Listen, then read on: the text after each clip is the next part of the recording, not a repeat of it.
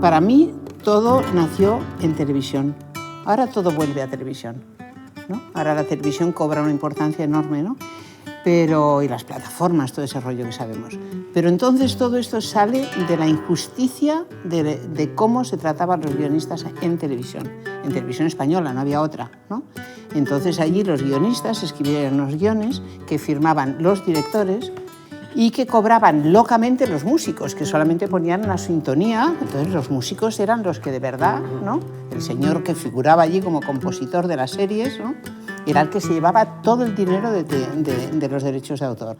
Y los llamados directores no cobraban nada, lo cobraban unos realizadores, que también cobraban por retransmitir la misa. De todas maneras, sí es importante saber en qué marco se movía la profesión del guionista, porque es muy curioso, porque el marco es ninguno. Hasta el año 2014 no existía la categoría profesional de guionista. Siempre han sido los guionistas autónomos y en gran parte falsos autónomos.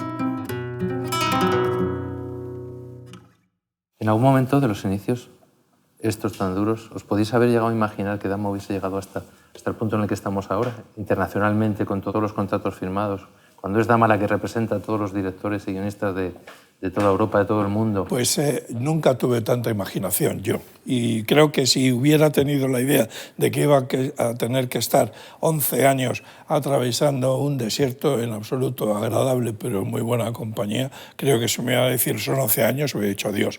Para mí todo este viaje de estos 10 años que se están contando aquí y su evolución, para mí fue un aprendizaje enorme, ¿no? Porque por un lado estaba aprendiendo mi oficio, pero a la vez que aprendía el oficio y empezaba a trabajar, aprendía que quizá es más importante una forma determinada de entender ese oficio, ¿no? En ese sentido me sentía muy afortunado porque decía, estoy con la gente correcta, ¿no? El trabajo más importante y más decisivo es el del guión. O sea, el trabajo real de autor, como es la definición de autor en un diccionario, es alguien que crea algo de nada, de cero. Y eso es el autor por antonomasia, es decir, el autor es el guionista. Luego hay un señor que mira, observa, lo hace y puede hacer maravillas con un guión que no es muy bueno, tal, y eso no lo niego ni lo discuto. Los actores, el director, etcétera, gran importancia, pero quien parte de cero. Y eso sí me parecía que tenía que reivindicarse. Bueno, total, me enrollo mucho, pero de ahí salió Dama, ¿no?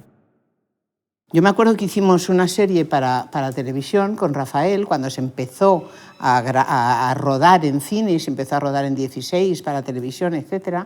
Contrataron a Rafael, a no sé quién más y a mí, éramos 4. Y estos 4 guionistas, Rafael lo primero que hizo cuando firmó el contrato con televisión es decir, yo solamente pongo una condición, todos los colegas que trabajan en esta serie cobran lo mismo que yo. Todo empezó en una comida que convocó Sol Carnicero para la fundación de la Academia de Cine. Se hizo una cosa por especialidades y Lola y yo quedamos encargados de montar la especialidad de guión. Con otros guionistas, pues sin venía Rafael Azcona, vino siempre, a Hermógenes Sáenz, Joaquín Oristrel también apareció en algún momento al principio. Y ahí nos contábamos las putadas que nos hacían los productores a la hora de contratar y todo esto. Y también contábamos las incomprensibles hojas de liquidación de las GAE. Nos querían imponer un reparto de los derechos de autor de guionistas, músicos y directores al 33%. Y montamos la asociación de guionistas, la primera asociación de guionistas que había en España. Lola apareció una mañana y dijo, he encontrado el nombre, me he pasado la noche buscando el nombre de esta asociación, que es Autores Literarios de Medios Audiovisuales, ALMA.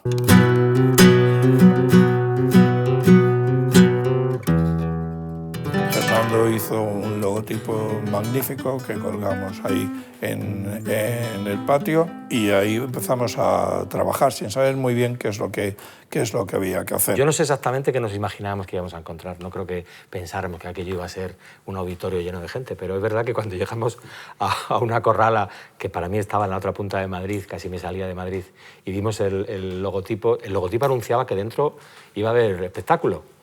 Y cuando entrabas era otro tipo de espectáculo. Era un sitio oscuro, pequeño, lleno de montones de cajas de libros, de guiones, pero estaba bien porque eran montones de guiones arropándonos, ¿no?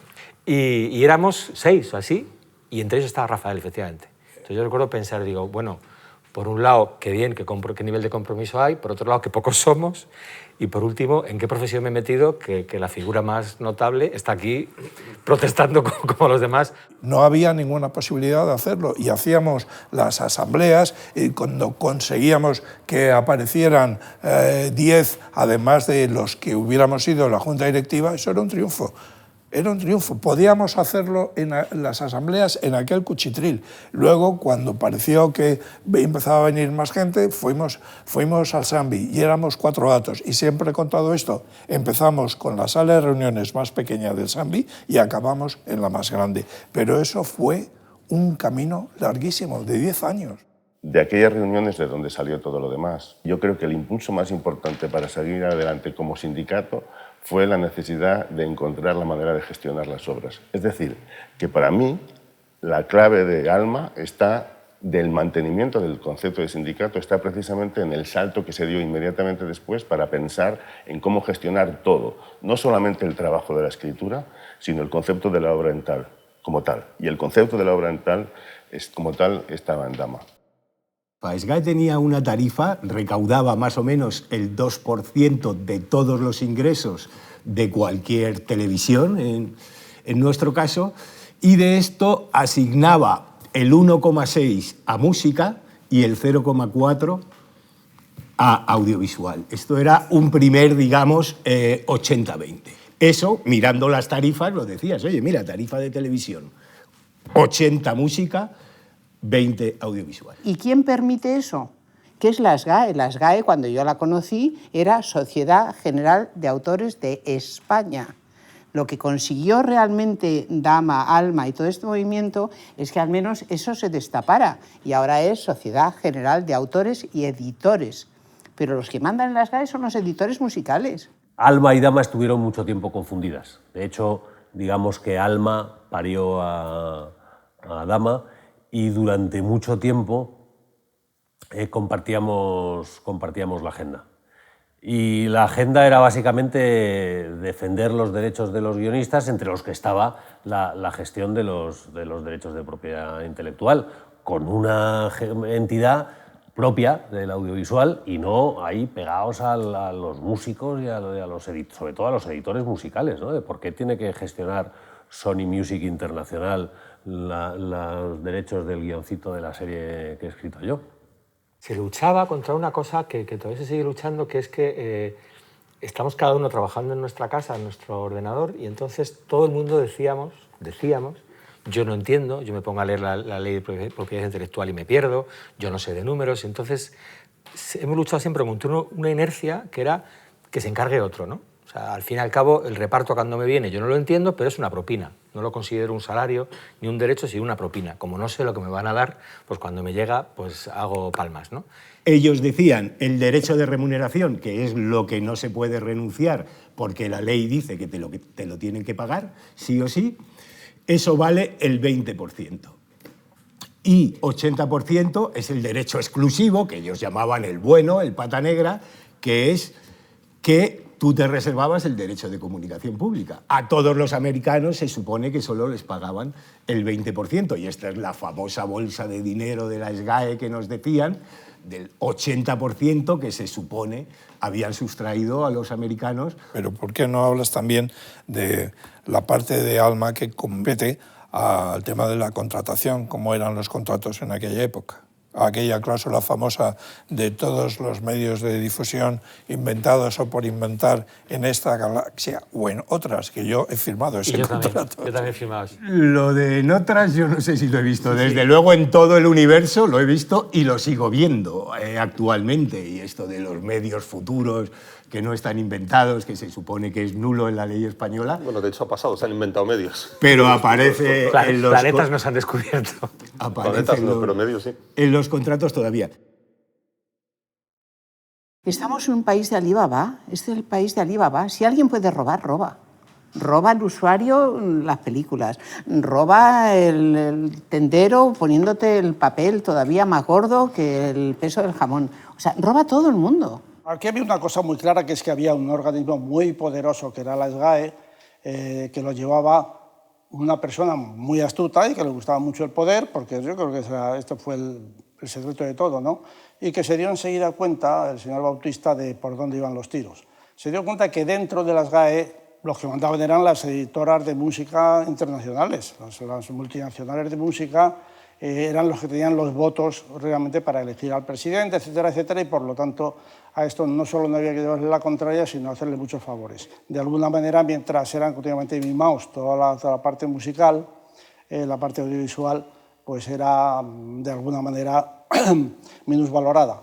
¿Y cómo arregló esto este señor tan espabilado? Pues muy sencillo, cogió figuras, por decirlo así, del mundo del audiovisual prominentes, también de la música, y se rodeó de una especie de camarilla que además tenían mucho prestigio personal, en el sentido de que eran gente de la izquierda, pues, que eran generalmente muy moderados, pero vamos, gente de la izquierda. Y mientras estos de alguna manera le apoyaban, pues surgían unos que éramos nosotros, que éramos 4 desgraciados, que dijimos que no nos creíamos nada de lo que estaba pasando allí, que había que hacer otra asociación. Es decir, yo pensé que en cuanto nosotros saliéramos adelante, pues de las GAE desaparecería el audiovisual y se venderían masivamente con nosotros, cosa que evidentemente no sucedió.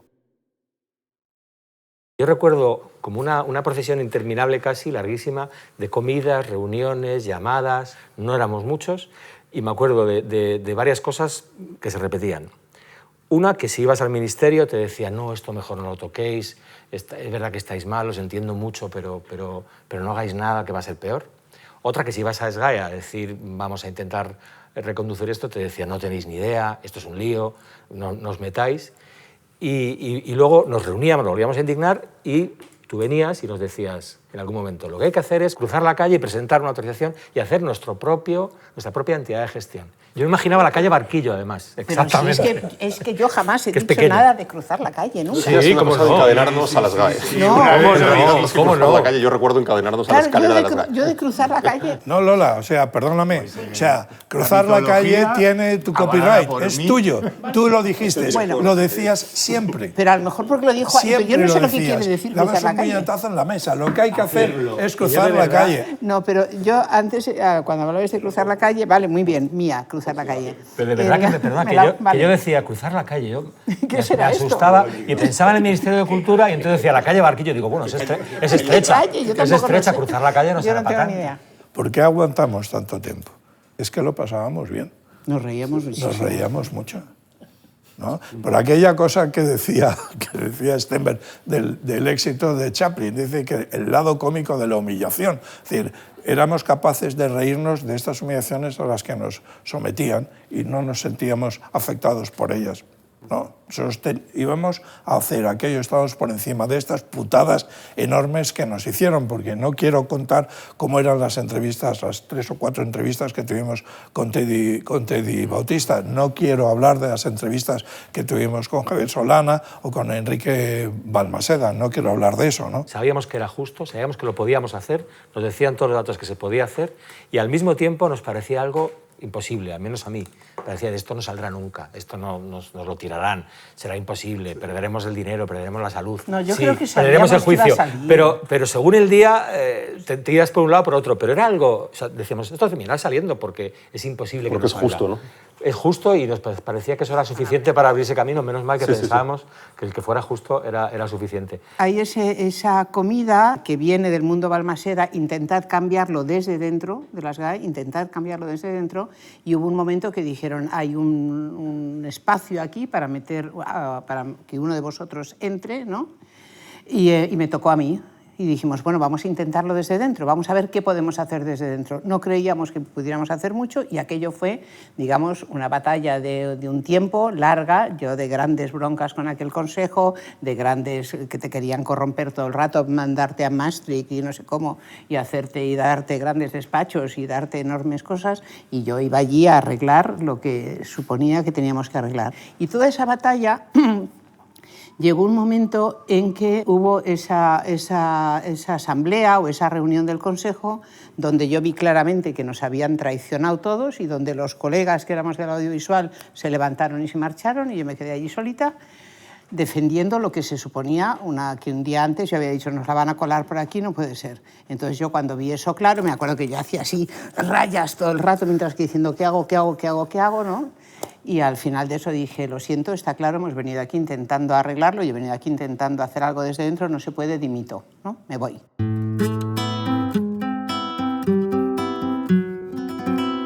Entonces, unos días después, en esa comida, hubo esa cosa de, bueno, ¿qué, ahora qué pasa? Ahora que no sé cómo.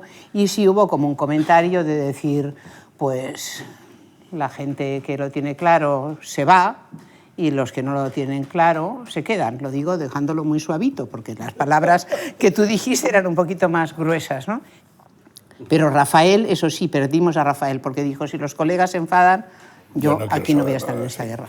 Me llamó esa noche Rafael y me dijo, yo ya no sigo porque ha habido mucha violencia, enfrentamientos entre compañeros, no, de ninguna manera, no sé qué, y aparte de que no veo, me dijo, aparte de que no veo nada claro, que para sacar todo esto adelante tenga que poner en riesgo todo mi patrimonio, porque mi patrimonio es mi obra, no tengo otra y tal, y yo no me la voy a jugar, lo dijo así.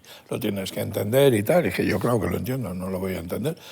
Yo a Rafael lo entendí en cualquier momento, siempre. A quien no entendí fue a José Luis. Yo me quedé un poco a cuadros porque sí fue un momento como de ruptura, como de ruptura clara, ¿no? Porque digamos que yo ahí entendí que lo que estábamos haciendo era visto por nuestros propios compañeros como una especie de travesura o cosa bohemia que a algún lado llegaría. Pero claro, llegó un momento en el que tenía que existir esa especie de ruptura, de decir, no, esto es algo serio, esto es algo serio. Y si hay algo serio, pues a lo mejor tiene que haber sangre. Se empezaron a manifestar esas broncas, ¿no?, tan fuertes que había entre los distintos cineastas o las distintas personas que lideraban ese proyecto, como la bronca de Manolo Maggi y de Cuerda. Y ese es el asunto con Dama, que aunque fuera algo que atañe a tus ingresos o que puede ser algo que parece frío y profesional, tenía una gran carga emocional y una gran carga simbólica. No solo porque para nosotros, al dedicarnos a la escritura, que es una profesión vocacional, todo lo que tiene que ver con el trabajo, pues lo llevamos al terreno casi de nuestra identidad, ¿no?, sino porque, bueno, porque era una lucha que uno emprende, que eso es lo que es realmente la política, supongo, el luchar por algo que ves que es flagrantemente injusto.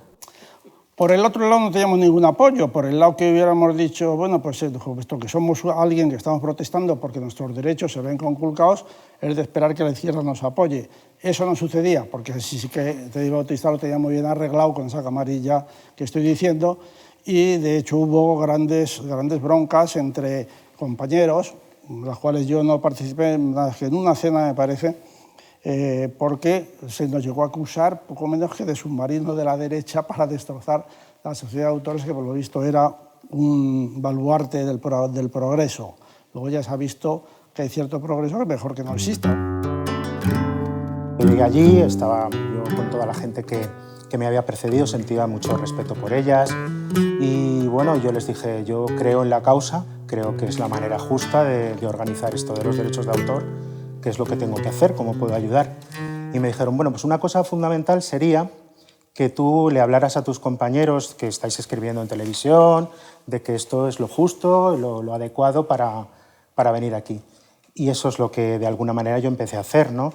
Nos reuníamos en el Hotel Sambi, hacíamos quedadas en el Hotel Sambi donde invitábamos a los compañeros para explicarles lo que estábamos haciendo y ciertamente los argumentos eran muy débiles, pero algo debimos hacer bien porque al poco tiempo, con estas garantías, ya teníamos como 100 y pico personas y tal, que no sé qué vieron en nosotros, ¿no? Hubo un momento en el que de pronto esto cuajó y empezó a llegar gente que nos conocíamos y de pronto la sala que habíamos cogido siempre, que era la mediana, pues tuvimos que ir a decir, necesitamos una sala más grande. Y entonces empujaron las paredes, hicieron una sala como para 100 personas y se llenó. En el momento en que pareció que el Ministerio nos miraba bien, en el momento que llega el PP, esto que le permitió a Teddy decir que nosotros éramos del PP y éramos fascistas y no sé qué, no sé cuántos, estas cosas que les gustan tanto para denigrar, en el momento en que el PP nos abre la puerta de hacer eso, probablemente para hacer daño al PSOE, muy probablemente, empezó a sonar el teléfono y venían llamadas raras. Por ejemplo, los de GEDA llamaron. Estamos muy interesados en que esto salga adelante porque sea una manera de debilitar a la SGAE. Lo que es debilitar a la SGAE es bueno para GEDA, es bueno para todo. ¿Por qué no venís bajo a las protectoras? Nosotros financiamos, nosotros os ayudamos, os damos asesoría, no sé qué, no sé cuántos y tal. Y lo propusimos. Esto se propuso en las asambleas, en los consejos y en las asambleas de Dama y se rechazó. Mariano Rajoy, cuando llegó al Ministerio de Educación, pues no pasó mucho tiempo sin que de alguna manera nos llamara, y yo no estuve ahí, pero nos dijo que era una cosa que éramos legales y que no había ningún inconveniente en legalizarnos, por lo tanto, que ya lo éramos, o sea, que solamente había que darnos los papeles. Nos dieron los papeles de la legalización y la cosa siguió exactamente igual.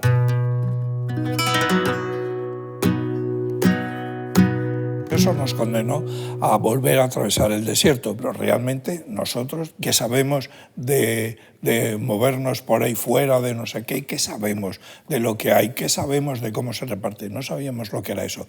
Y ahí está el tema de que en el momento en que el Ministerio nos dijo probarlo, estamos interesados en esto, ¿no? Entonces dijimos, ¿quién puede saber de esto? Entonces fue Agustín Díaz Yáñez el que dijo, yo tengo un amigo que creo que le interesaría mucho esto, y nos habló de Javier Ramos.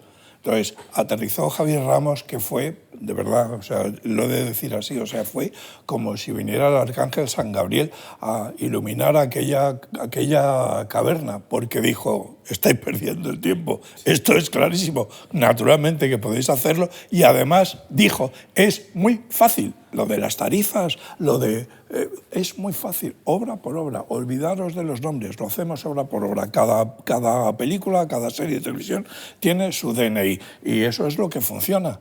Pues yo conocí a Javier Ramos al principio de que empezamos con Dama, en los primeros años. Él era nuestro economista, es decir, no teníamos dinero, pero teníamos un economista. Y era una persona excepcional. En el trato era un tipo elegante, alto, moreno, que te reías con él, pero siempre yo recuerdo que era una persona elegante en su forma de ser, en la manera de contar las cosas. Nos reuníamos en una oficinita que tenía en la calle Medellín. Recuerdo haber ido muchas veces con José Ángel Esteban, íbamos los dos a hablar con él porque él estaba intentando ver un poco cuál podía ser el funcionamiento, sobre todo diferenciador respecto a la otra entidad de gestión, ¿no?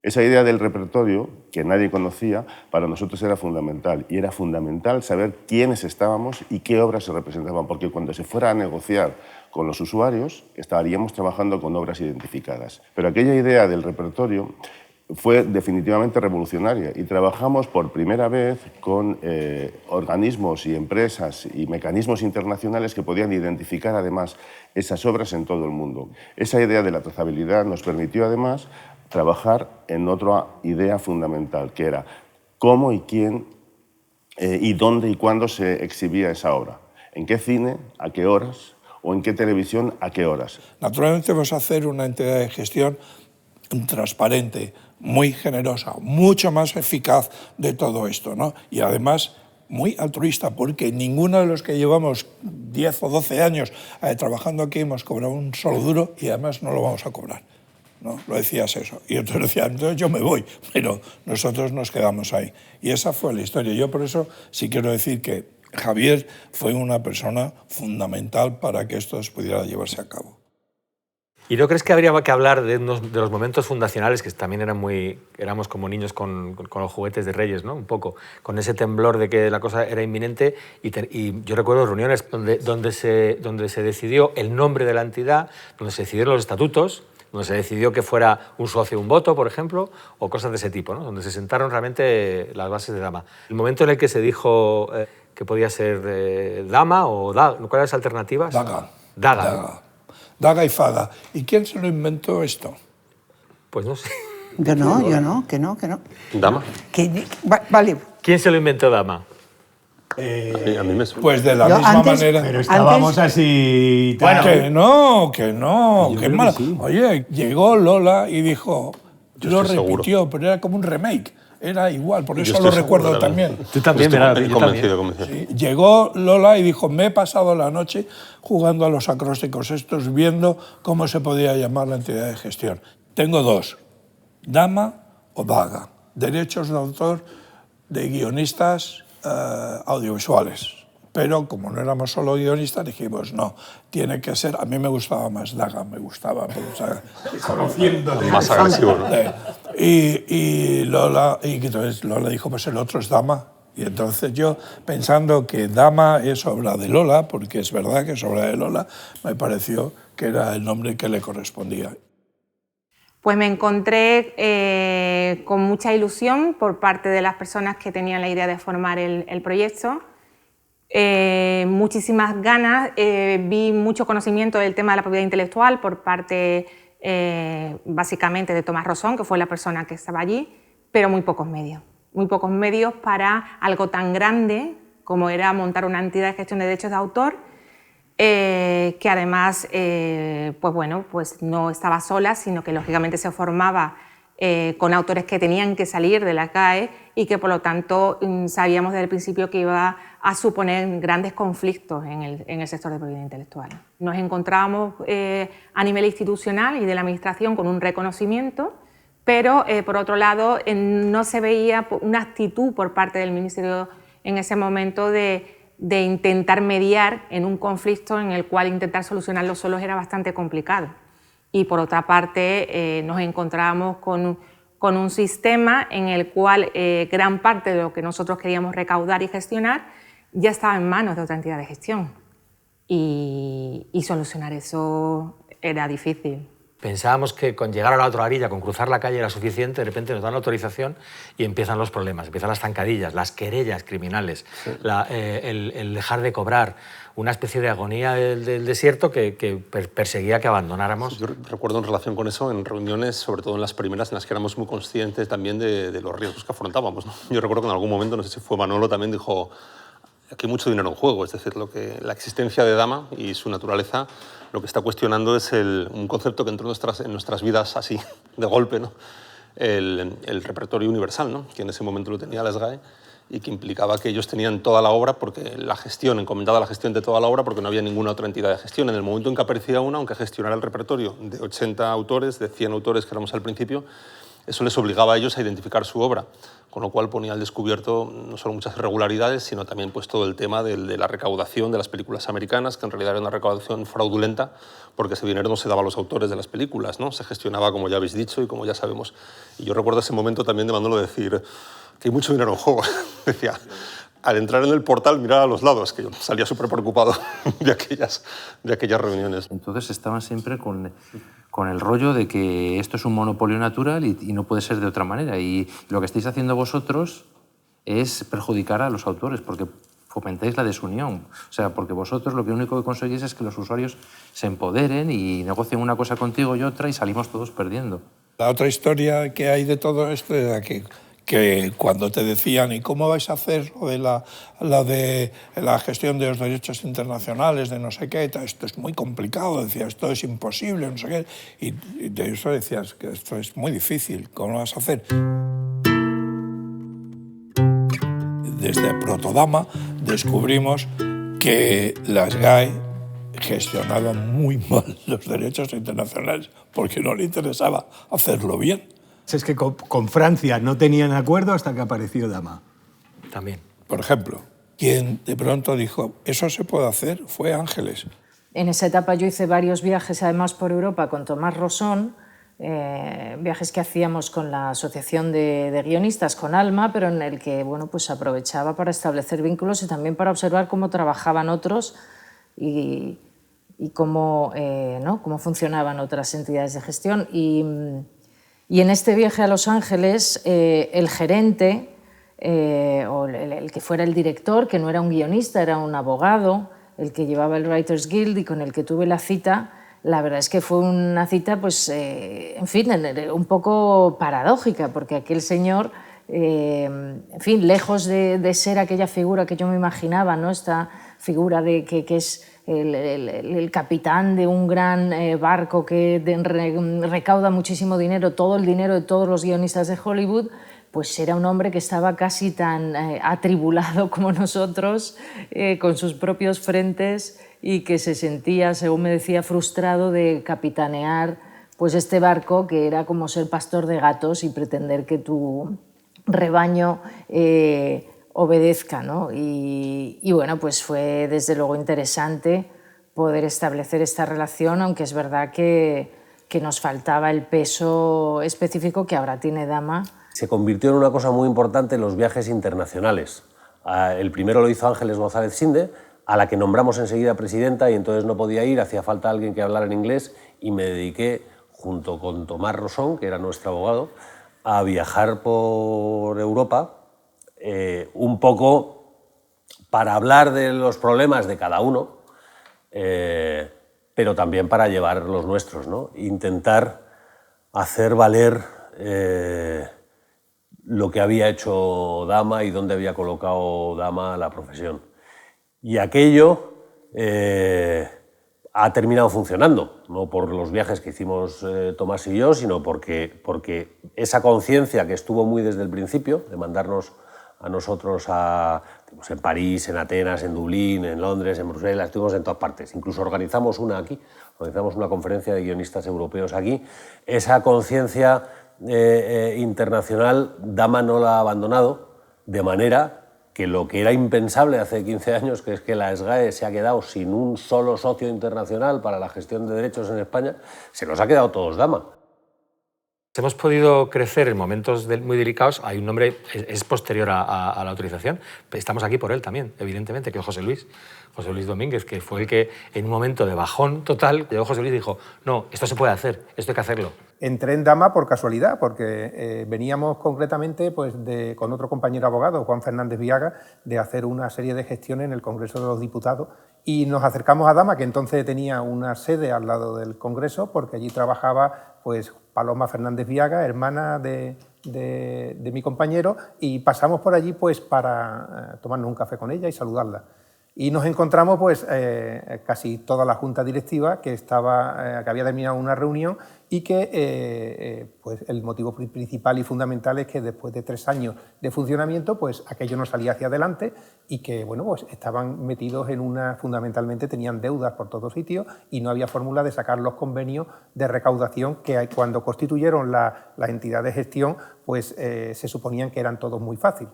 Dama impuso también en ese sentido otra característica, que fue un socio, un voto. Sin embargo, en otras instituciones, dependiendo de lo que tú recaudabas, que estaba todo coligado, así eran los votos que tú tenías. Entonces, el autor, de alguna manera, que no tenía presencia en la recaudación, pues no dejaba de ser un invisible dentro de lo que era la entidad. Y Dama también cambió ese tipo de historia. Entonces, bueno, esto fue un momento muy malo.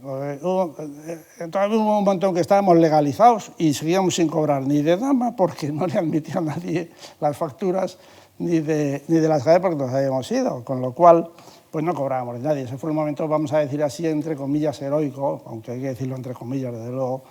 Y nada, pues lo aguantamos, los que lo aguantamos, hubo gente que se fue y que se despidió de esto.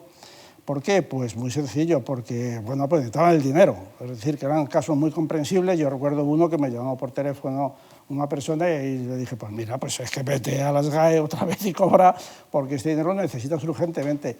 Y otros casos, algún otro caso que ya no era tan, sino que hubo alguna deserción de las clásicas, pues la persona que vino a Dama porque era nueva, porque no sé qué, y en cuanto cobró los primeros derechos de autor importantes y vio que aquí no los cobraba, se fue a las GAE otra vez para cobrarlos. Bueno, cosas sin ninguna importancia. Todo. Yo justo en ese momento, cuando Dama fue autorizada al menos y empezamos a intentar funcionar, que no pudimos por todo ese desierto y ese boicot que recibió, yo en ese momento había estrenado Los lunes al sol, que era posiblemente mi película más taquillera. Y todos esos derechos en realidad los recaudó SGAE ilegítimamente, porque yo no había encomendado la gestión de esa obra SGAE, ¿no? Nunca la registré en SGAE. No te dejaban irte. No me dejaban irme. Bueno, hay 2 momentos que quería contar, ¿no? Uno es que también lo recuerdo como en el comienzo de todo esto, cuando unos cuantos, para abrir legalmente este viaje, tuvimos que denunciar nuestros contratos con SGAE, porque los contratos con SGAE tenían una cosa que se renovaban automáticamente cada 5 años, lo cual en la práctica impedía que nos pudiéramos digamos, desligar de SGAE al mismo tiempo, porque claro, si cada uno, ¿no? los ciclos eran distintos y era imposible que 30 de nosotros, entonces recuerdo que yo creo que fuimos 20 los primeros que, ¿no? Pues con Tomás, ¿no? Seguramente que fuimos a denunciar nuestros contratos, ¿no? A la justicia, vamos, fuimos a tribunales. Sí.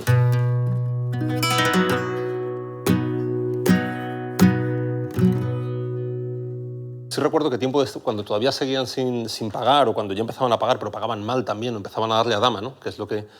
Yo llamaba por teléfono a SGAE y me decían, sí, no, ven o sea, que el dinero está aquí, ven a por él. Y yo decía, no, yo decía, yo es que quiero que se lo deis a Dama para que Dama, que es mi entidad de gestión, me lo dé a mí, ¿no? O sea, yo no quiero ir a SGAE para que me lo des, yo quiero que se lo enviéis a Dama.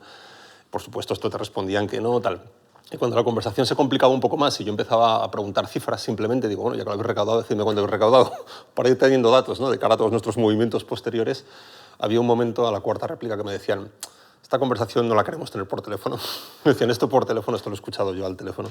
Decían, esto mejor ven o quedamos no sé dónde, que nunca lo hice, ¿no? Llamaban uno por uno a los autores, igual que había veces que siempre se contaba. Llegábamos a un consejo y alguien decía, me acuerdo, yo no sé si tal una vez dice, oye, chicos, hay que seguir con esto, y dice, porque me ha llegado la última liquidación un montón de dinero que yo no entiendo dónde ha venido. Entonces, la SGAE, digamos, que inyectaba, para crear discordia, inyectaba, cada vez que uno levantaba la voz, le inyectaba algo. Igual después iba llamando autor por autor y le decía, mira, si te vienes a SGAE otra vez, todo este talón será para ti mañana, ¿no? Esto pasó por lo menos en una docena de veces. Pero nos ha beneficiado, o sea, yo creo que a Dama le ha beneficiado esta austeridad. Sí, le ha venido bien a todo le ha venido bien, claro. Porque yo recuerdo, me contaban una comida de 2 guionistas, uno de Dama y otro de SGAE, y me dice, yo es que sigo en SGAE, yo es que estos de Dama no tienen ni para pagarse un burdel. Y el otro decía, afortunadamente. Ese orgullo del resistir, pues creo que hay también mucha base de Dama, ¿no? Hay mucha base de lo que luego pues, ha habido mucha gente que se está asociando y todo eso. Yo creo que sobre todo lo que hicimos es algo que era insólito. Quiero decir que los guionistas abríamos la boca, hablábamos y tomábamos unas decisiones que no eran fáciles, que no estaba hecho. Yo me acuerdo de unas palabras de Manolo Gutiérrez Aragón diciendo que solo podía haber una entidad de gestión. En Televisión Española, de pronto dijo que sí, que lo vamos a hacer, que era otra, y quiero decir el nombre, Manolo Pérez Estremera nos dio carta blanca para entrar y facturar a Televisión Española. Y fue el principio. Entonces ya después de televisión me llegaron las otras televisiones, etcétera, etcétera. Y después tuvimos ese éxito con los autores, no lo tuvimos. El año en que yo accedo a la presidencia de Dama, la situación es bastante sobrecogedora, ¿no?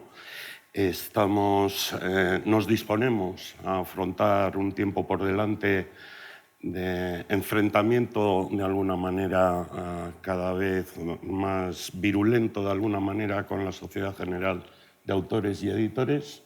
Al mismo tiempo la pelea administrativa, los pleitos, toda la pelea dentro del ministerio, así como la colaboración con las demás sociedades de gestión, todo eso se incrementa en medio de un clima de gran fe y subsistencia.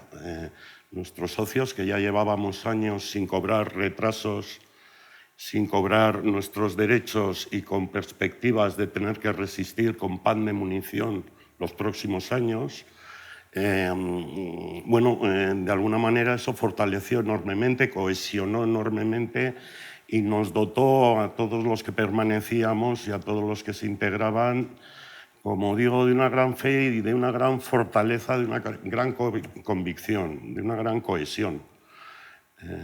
El éxito inaudito de Dama yo creo que se basa en la fortaleza de esos lazos que tenemos todos los socios en aquellos momentos iniciales, la determinación de resistir, la determinación de no hacer proselitismo, de no hacernos las víctimas y de pelear, pelear, pelear, pelear y aguantar, y aguantar, y aguantar.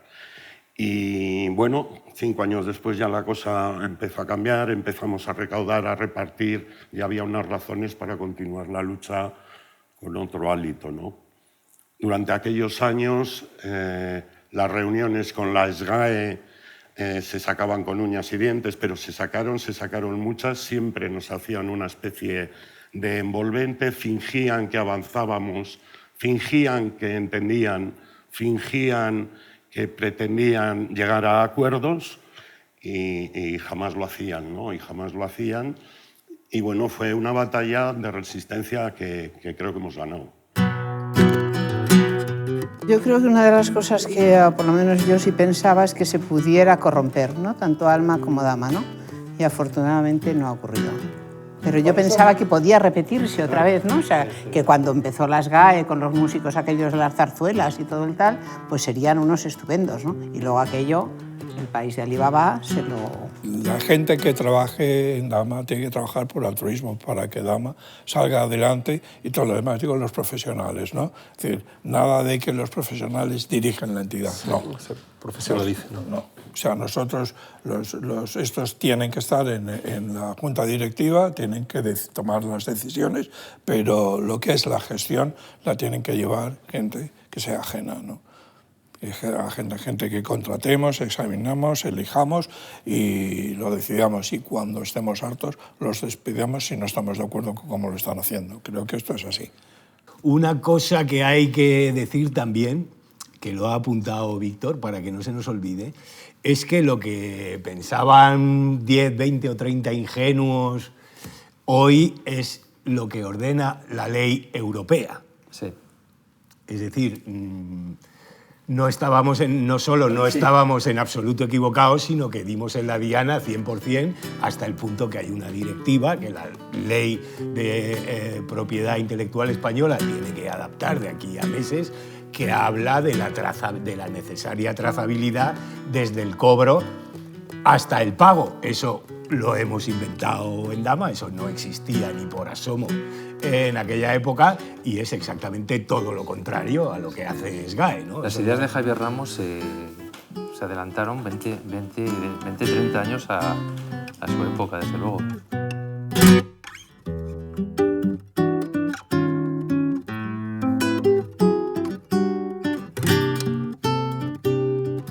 Dama ha tenido 3 presidentes que han sido 3 directores de cine vascos.